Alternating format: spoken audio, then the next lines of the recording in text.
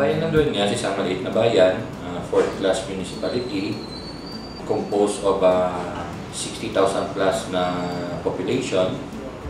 Pinapakilala din namin yung aming one town, one product, which is Hablon, na ina-export na namin yung iba sa Canada, sa US. Pinapalaki pa namin para at least may kita rin yung mga tao dito sa bayan at yung mga nagtatrabaho bilang hablon makers dito, makilala din dito sa Panay.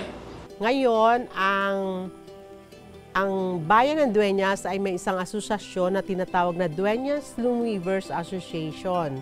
Member din siya ng Hibla, yung mga weaver ng Dueñas Loom Weavers Association ay member din siya ng livelihood program ng bayan. Ang paghahabi ay isang sinag-una pang kalakalan ng Pilipinas. At napakaswerte ang Dueñas dahil ito ay napreserba sa aming bayan. Sa kasalukuyan, meron tayong weaving dito sa Dueñas at ito ay nakalagay sa cluster ng southern part ng bayan. Nag-umpisa uli ang paghahabi nang nag-boom uli ito nung bumagsak ang sugar industry ng mga mid-70s. Kaya ang gobyerno ay naghanap ng diversification para mapagbigyan ng kabuhayan ang na-misplaced na mga employees na nag-i-employ sa sugar plantation at sugar centrals. And now, may I introduce to you to our products. And this is our Hablon cloth. And this is used for barong for men and also gowns for women. And to much sophisticated fashion, we use the metallic hablon with metallic thread. And this one is the raw material for our bandanas, and they are still not cut. And these are our bandanas. The bandanas are used to protect our head, or in some places, it is called tubao.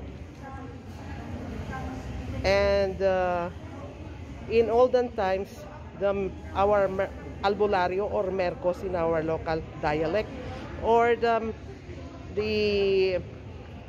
traditional medical people, what we call them, uses this tubao as a sign that they are the albularyos.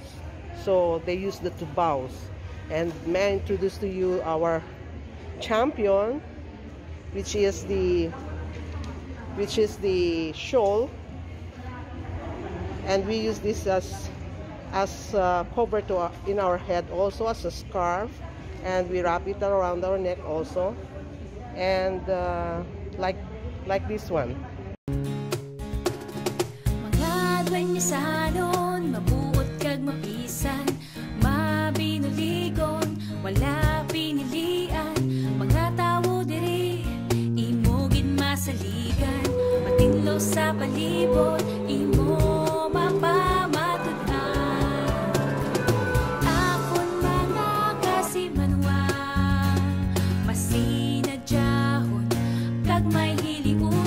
sa pagbulig sa isig katawo, sila wala gaduwa-duwa.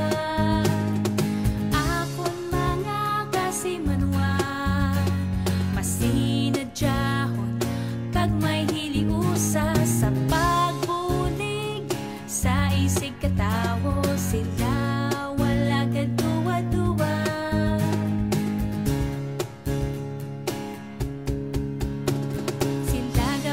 Bato para